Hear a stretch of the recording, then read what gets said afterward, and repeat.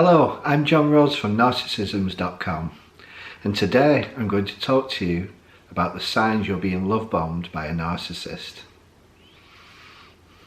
At the beginning of a relationship, it's common for narcissists to love bomb their new objects of desire.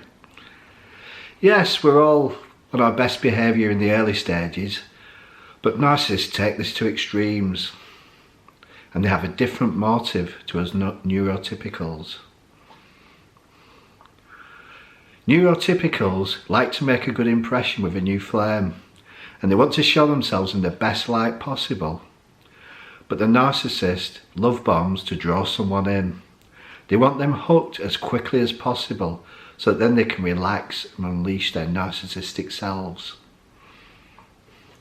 The narcissist hopes their new flame falls for them by pretending to be their ideal partner, and they may dig their claws in deeper by convincing them to cohabit, get married, or have children, or even all three. Once the partner is sufficiently locked in, the love bombing stops and the devaluation begins,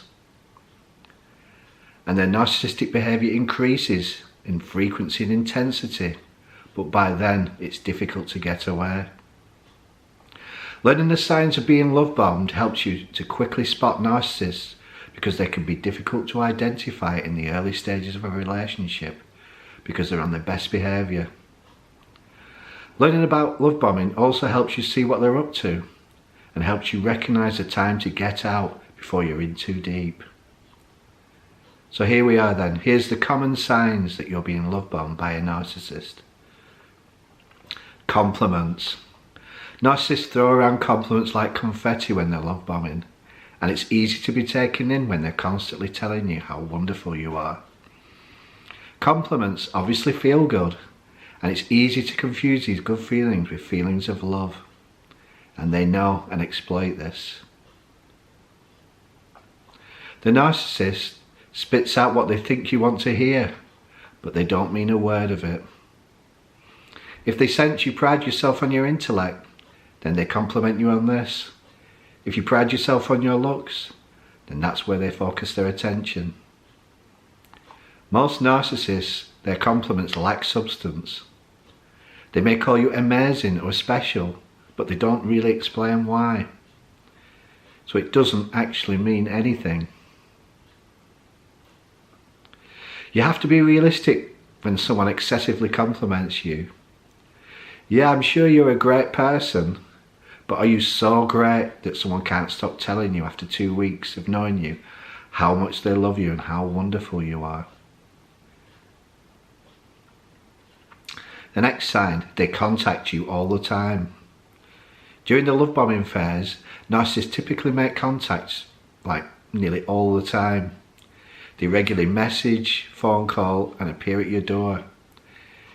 It can be overwhelming, but most people wave this off because it's flattering that someone will be so interested. And after a while you get used to it, and this gives the narcissist power. Once the narcissist is settled, they use your expectation as a tool to manipulate. For example, they may not contact you one day for no apparent reason, and because you're used to such constant bombardment, you notice. In fact, the silence is deafening. Why have they suddenly gone quiet? So you message to make sure that everything is okay, and nothing. This silence can be unsettling when you're used to so much contact, and it makes it difficult to think of anything else, which can be mistaken for feelings of attachment and love. A love bombing narcissist may toy with you by giving you lots of attention then withdrawing it. And you can't complain that they haven't contacted you for one day, because then you'd look crazy. The next sign, they want to see you all the time. In a similar way to constant calls and messages, love bombing narcissists want to see you all the time, and when things are fresh and new, it's difficult to resist. They may call around at your house and stop several days, and although this may be a bit overboard, you find no reason to upset things by asking them to leave. Bit by bit, They leave more of their possessions at your home until they're practically moved in. If they have their own house, then they may keep asking you over, telling you how much they miss you, even though you saw them yesterday. And you might not be able to put your finger on it, but you instinctively know that you shouldn't say no, because it will disappoint or upset them. So against your natural instincts, you repeatedly agree to spend time with them. The next sign, they like everything you like. Part of some narcissist love bombing tactics is to pretend that they like everything you like. They may claim to like the same music, films, hobbies, politics, etc. The narcissist wants to appear like your perfect mate, and sharing interests strengthens this perception. But there's an easy way of rumbling them. If you delve deeper about their supposed interests, a love-bombing narcissist only has superficial knowledge at best. They may make excuses or flatter their way out of it, saying things like, "We can't be as clever as you." But make no mistake, if they claim they're interested in something but know nothing about it, then it's a lie. Without knowledge of love bombing, you may find it sweet that they're pretending to like everything you like, and you may think they're being encouraging and accommodating, but they're being dishonest and manipulative. And once they have you hooked, their interest in these things soon disappears. Another sign of love bombing is when they claim to be soulmates or kindred spirits, especially after about a week of knowing you. A love bombing narcissist may talk about being soulmates, kindred spirits, or use other out-of-this-world terminology. And whilst this sounds romantic, there's a sinister motive. The narcissist wants to establish a special connection to draw you in and to keep you from leaving. Once you believe you have a divine connection to the narcissist, you won't want to give that up. Who would? This allows the narcissist to unleash their narcissistic behaviours, safe in the knowledge you're unlikely to leave and break such a special bond. And if they push you too far and you do threaten to leave, the narcissist can remind you of this special connection and use it as part of their next love bombing strategy to convince you to stay. Another love bombing strategy is gifts. Love bombing narcissists may lavish you with gifts in the early stages of a relationship and may go to inappropriately extravagant lengths.